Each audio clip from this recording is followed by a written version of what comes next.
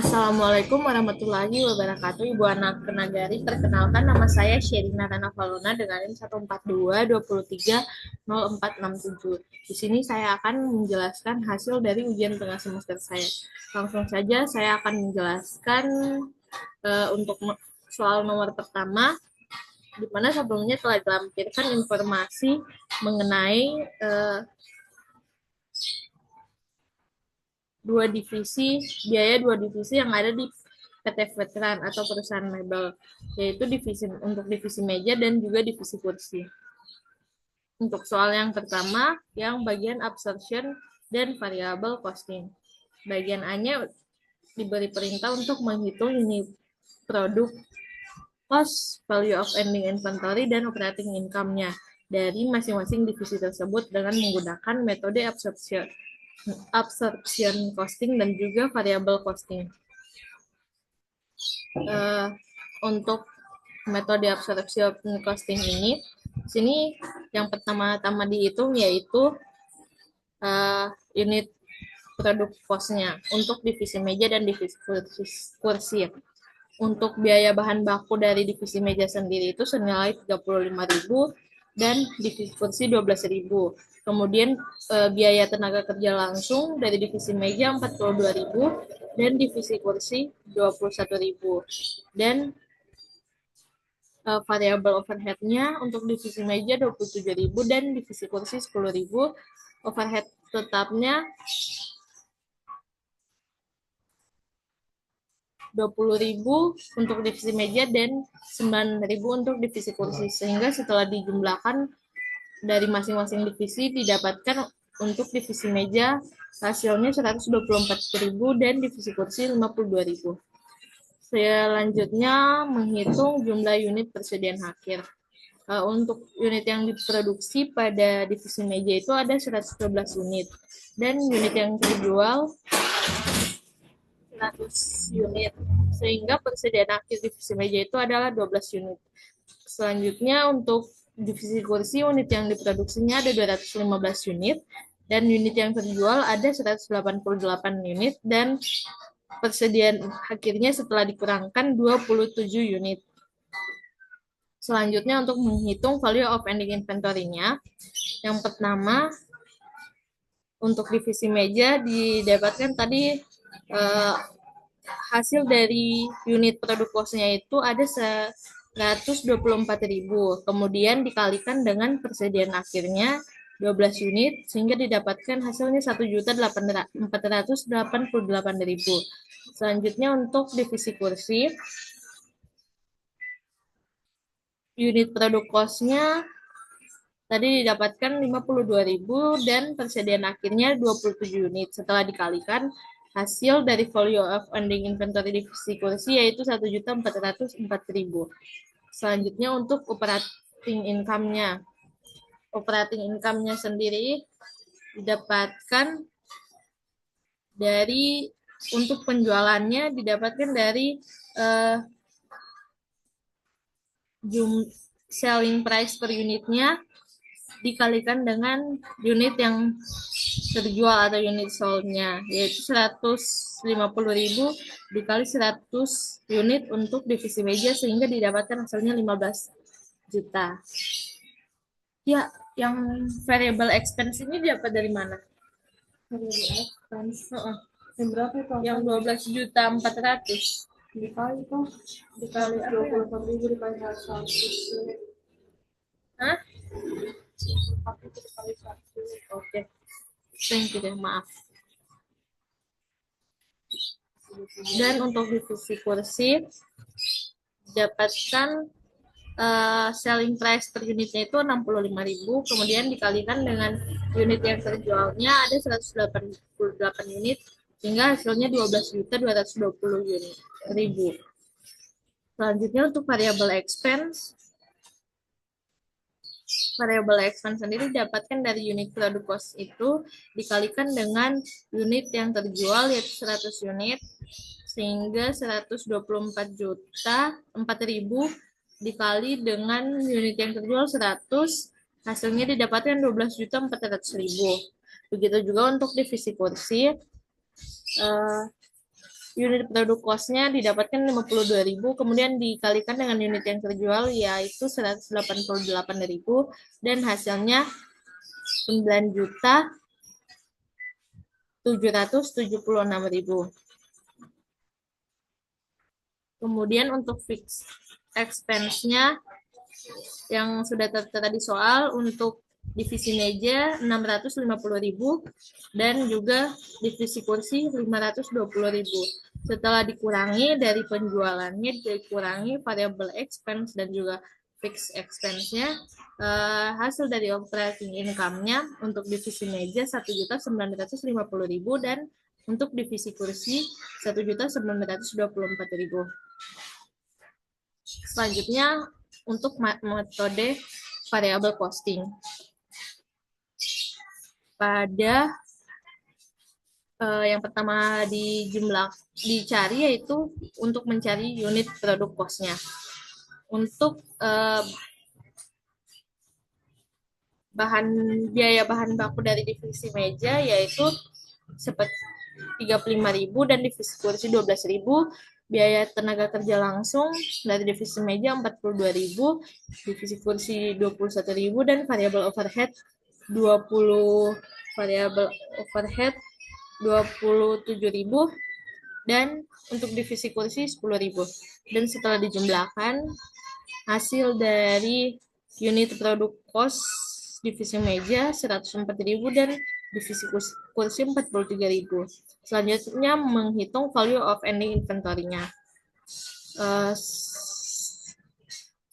Unit produk cost divisi meja yaitu 104.000 dikalikan dengan 12 unit atau unit persediaan akhirnya sehingga didapatkan jumlahnya 1.248.000 dan untuk divisi kursi unit produk cost-nya sebesar 43.000 dikalikan dengan persediaan akhir dari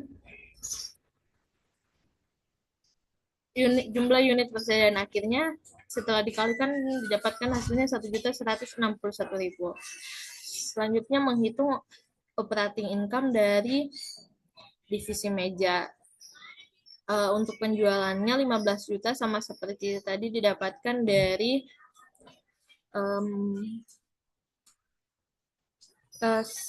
selling price per unit dikalikan dengan unit yang habis terjual.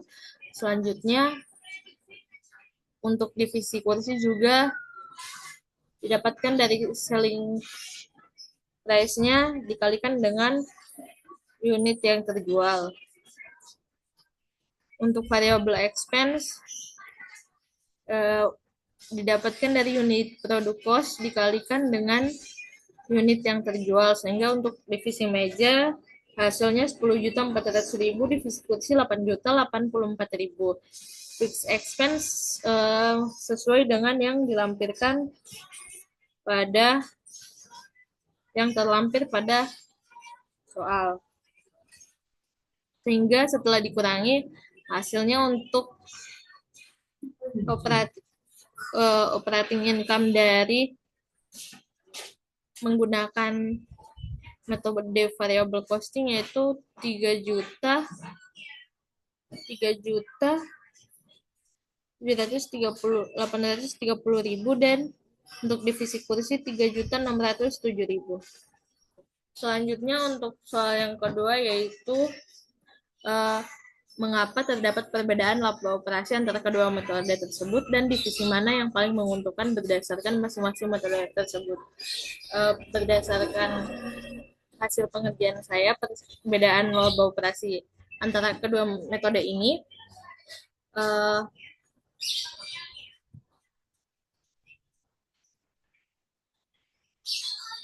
perbedaannya itu karena absorption costing ini membebankan semua biaya overhead pabriknya atau biaya tetap dan biaya variabel ditambahkan biaya variabel ke harga pokok produk. Artinya sebagian biaya ini tetap bisa bertahan dalam persediaan akhir atau jika diproduksi lebih banyak daripada penjualan. Nah, sedangkan variabel costing ini hanya membebankan biaya variabel ke harga pokok produk, sedangkan biaya tetap langsung dibebankan ke periode berjalan atau dimasukkan sebagai beban. Nah, dari berdasarkan hasil dari masing-masing metode ini yang paling menguntungkan adalah divisi meja.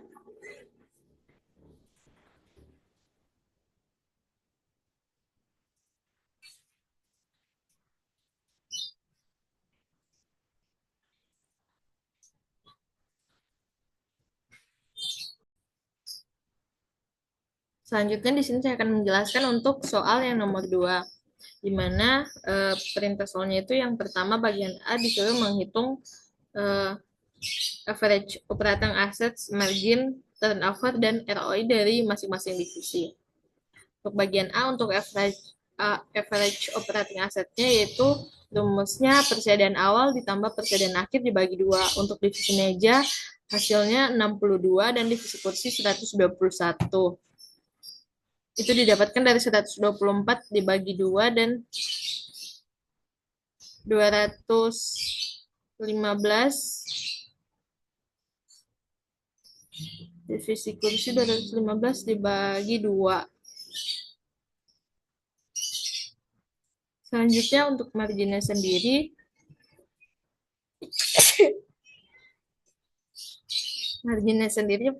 operating income-nya atau absorption cost-nya itu dibagi dengan sales-nya atau penjualannya. Untuk divisi meja, operating income-nya itu 1.950.000 dan sales-nya 15 juta. Kemudian untuk divisi kursi 1.924.000 dan dibagi di 12.820.000. Kemudian diubah dalam bentuk persen sehingga didapatkan hasilnya untuk divisi meja 13% dan divisi kursi 15,74%. Selanjutnya turnover rumusnya sales dibagi average operating asset sehingga didapatkan sales dari divisi meja 15 juta dibagi 62 dan hasilnya 241.935,404. Dan untuk divisi kursi 12 juta 220.000 dibagi 121 dan hasilnya didapatkan 100,991,736. Untuk ROI-nya sendiri dengan mengalihkan margin dan turnover. Untuk margin dari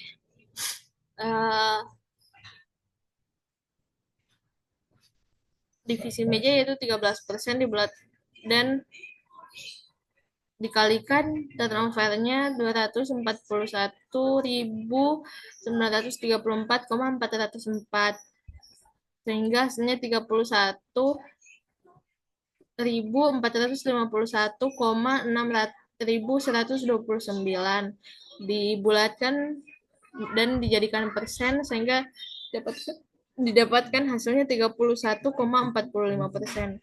Selanjutnya marginnya untuk divisi kursi marginnya 15,74% dikalikan 100.991,736 hasilnya 15.896,0992 dan dibulatkan dan diubah menjadi persen 15,89%. Kemudian yang kedua diminta untuk atau bagian B menghitung residual income dengan asumsi cost of capital atau minimum rate of return 10%. Untuk residual income sendiri untuk divisi meja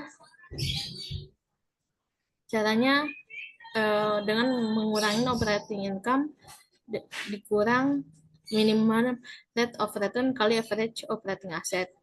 Untuk divisi meja 1 juta operating income-nya 1.950.000, minimum rate of return-nya 10% dan average operating asset-nya 62 sehingga didapatkan hasilnya 1.949.993,8 dan divisi kursi operating income-nya 1.924.000 dan minimum rate of return-nya itu 10% dikali average operating asset-nya 121 dan hasilnya didapatkan 1.923.987,9. Kemudian soal bagian C, jika perusahaan hanya mampu menjual 9 unit, berapa laba atau rugi yang diperoleh? Nah, jika manajemen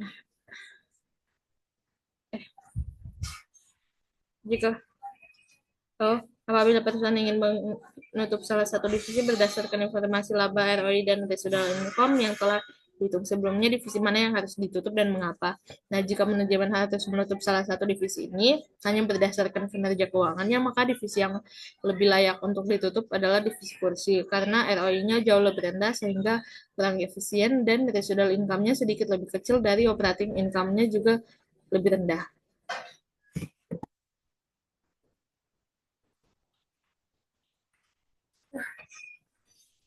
Nomor 3, Mitya.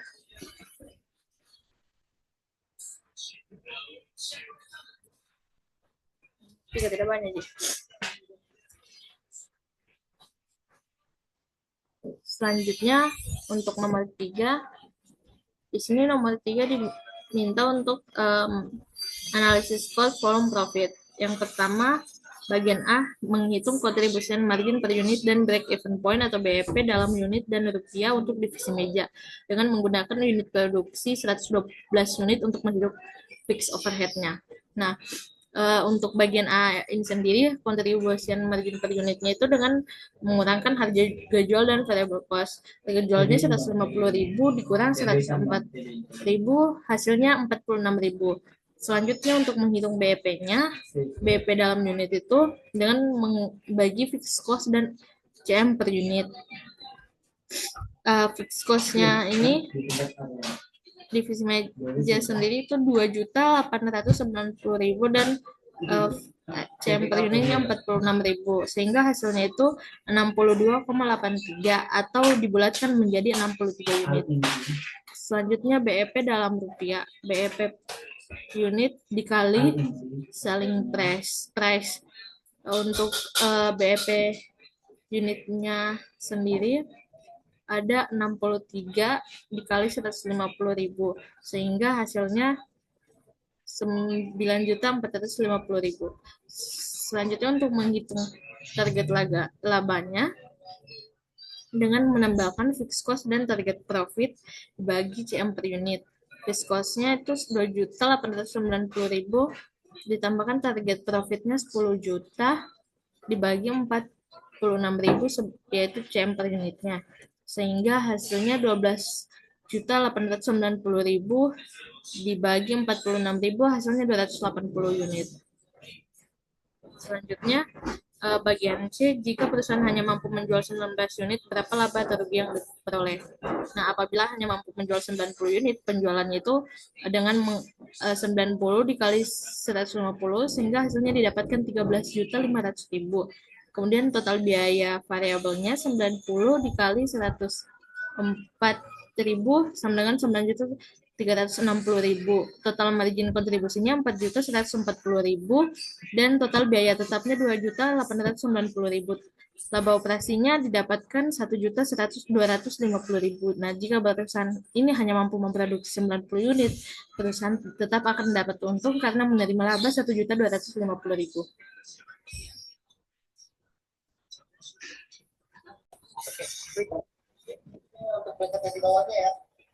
Selanjutnya saya akan menjelaskan untuk nomor 4 atau nomor terakhir, yaitu untuk bagian penawaran khusus.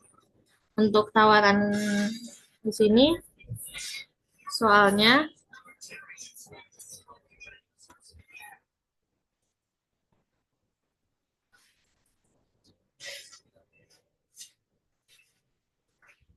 yaitu PT Veteran ini mendapat 2 tawaran pesanan khusus dari perusahaan lain. Untuk tawaran pertama adalah pesanan dengan 400 unit kursi di harga 57.000 yang akan menimbulkan biaya tambahan 1 juta untuk membayar lembur karena kapasitas produksi kurang.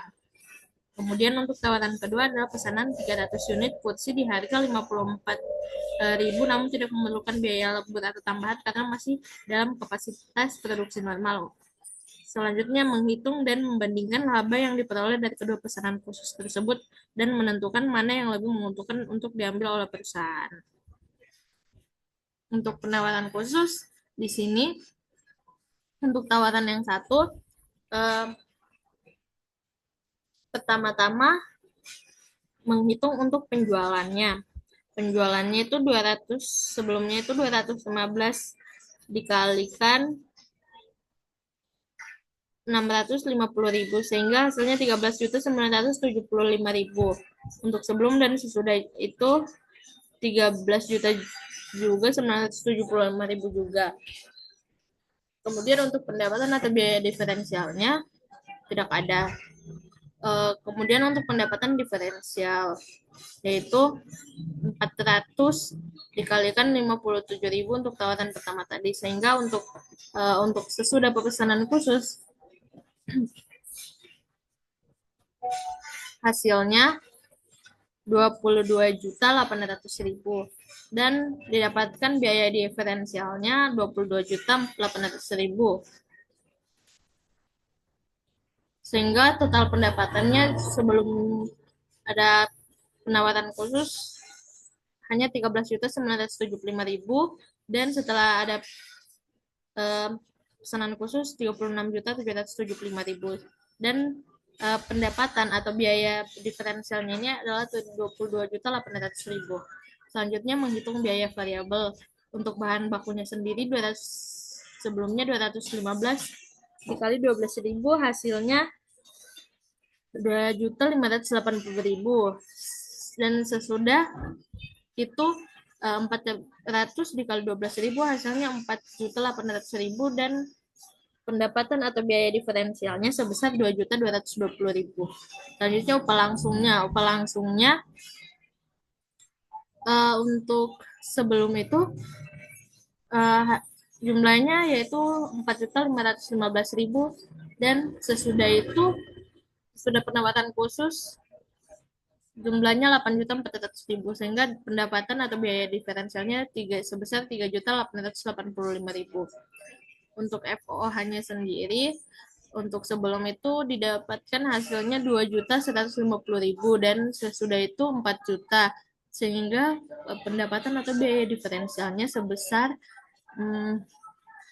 1.850.000 sehingga total biaya variabelnya itu 9.245.000 untuk sebelum dan sesudah itu 17.200.000 sehingga pendapatan atau biaya diferensialnya 7.955.000.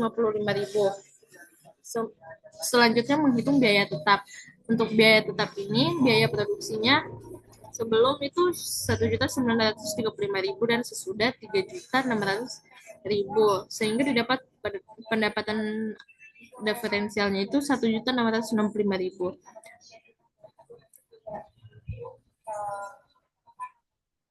Selanjutnya biaya tambahan yaitu pada saat sesudah itu sebesar 1 juta. Kemudian total biaya tetapnya itu untuk sesudah itu 4.600.000 dan pendapatan diferensialnya itu sebesar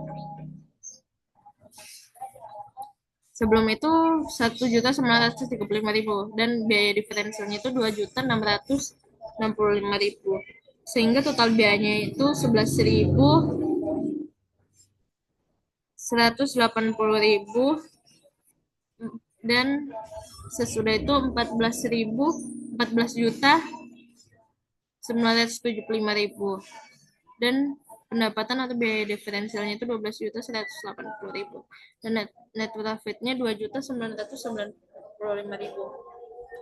Selanjutnya untuk penawaran khusus atau tawaran kedua untuk penjualannya sebelumnya itu totalnya 13.975.000 dan sesudah itu 13.975.000 juga. Untuk pendapatan biaya diferensialnya tidak ada. Kemudian untuk pendapatan diferensialnya itu pada saat sesudah itu 16.200.000 dan pendapatan biaya diferensialnya itu 16.200.000 juga. Total pendapatannya untuk sebelum 13.975.000 dan sesudah itu 30.175.000 sehingga didapatkan pendapatan biaya diferensialnya 16.200.000. Dan selanjutnya untuk bahan bakunya. Bahan bakunya 2.580.000 dan sesudah 3.600.000. Selanjutnya pendapatan biaya diferensial dari bahan baku ini yaitu 1.020.000. Selanjutnya untuk upah langsung sebelumnya itu sebesar 4.515.000 dan sesudah itu 6.300.000. Sehingga didapatkan pendapatan diferensialnya 1.785.000. Selanjutnya FOH-nya ini yang sebelumnya itu jumlahnya 2.150.000 dan untuk sesudah itu 3 juta sehingga pendapatan diferensialnya 850.000. Total biaya variabelnya itu sebelum itu 9.245.000 dan sesudah ya itu 12.900.000 sehingga pendapatan atau biaya diferensialnya itu 3.655.000. Selanjutnya menghitung biaya tetapnya. Untuk biaya produksinya itu sebelum itu 1.935.000 dan sesudah 2.700.000 sehingga didapatkan pendapatan atau biaya diferensialnya 765.000. Selanjutnya total biaya tetapnya 1 juta, sebelum 1.935.000 dan untuk sesudah 2.750.000 dan diferensialnya 765.000 sehingga total biaya untuk penawaran kedua yaitu 11.180.000 untuk sebelum dan 15.600.000 untuk sesudah dan pendapatan biaya diferensialnya 4.420.000. Untuk net profitnya sendiri dapatkan untuk sebelum itu hanya 2.797.000 dan sesudah 14.575.000 sehingga pendapatan biaya diferensialnya itu 11.780.000. Nah, setelah menghitung ini, setelah menentukan mana yang lebih menguntungkan untuk diambil perusahaan yaitu tawaran kedua. Sekian dari saya, terima kasih.